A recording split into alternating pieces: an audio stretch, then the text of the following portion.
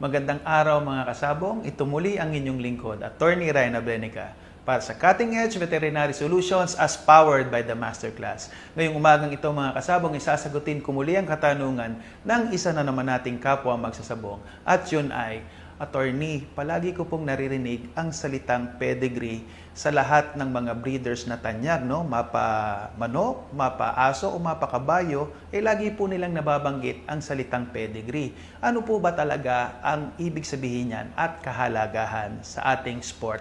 Okay mga kasabong ha, the dictionary defines pedigree as a written record of ancestry or purity of an animal, no?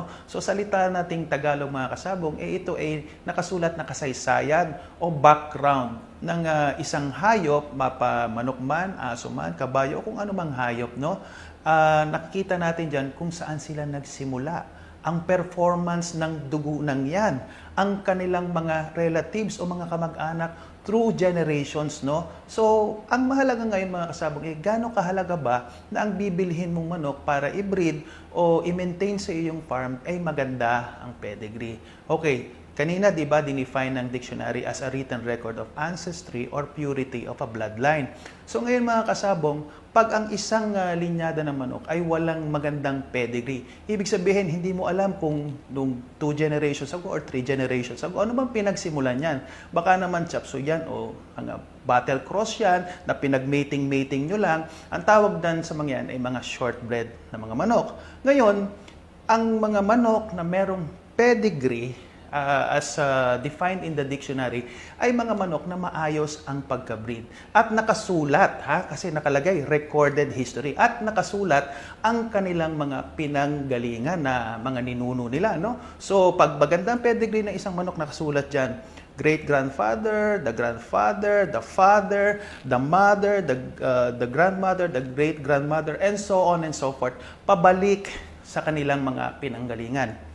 Like for example, my lemons, I've had them for like 35 plus years. So I still have a written record of their ancestors, no? So when I go back to my lemons, I still have records there of mentions of broodfowls na kung tawagin namin si Romblon, si Kaskas, si Boss, and then matetrace mo yung mga magiging anak nila up to this generation.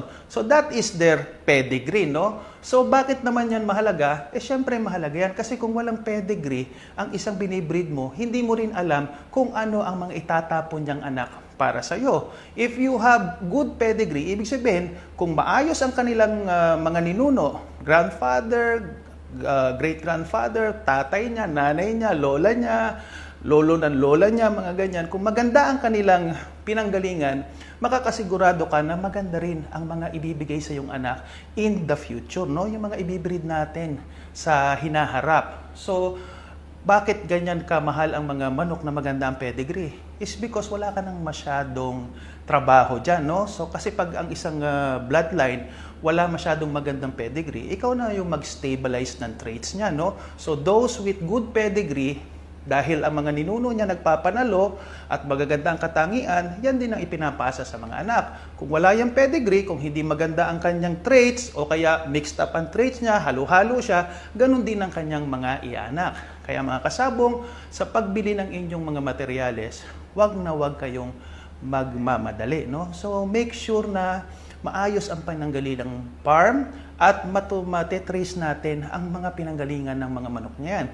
Itanong nyo sa sarili nyo, nagpanalo ba ang kanilang mga kamag-anak o ninuno? Healthy ba ang kanilang mga kamag-anak at ninuno? At may record ba ang breeder ng kinuhanan mo ng linyadang yan? At matetrace ba kung sino ang mga tatay, nanay o mga ninuno pa ng iyong biniling manok?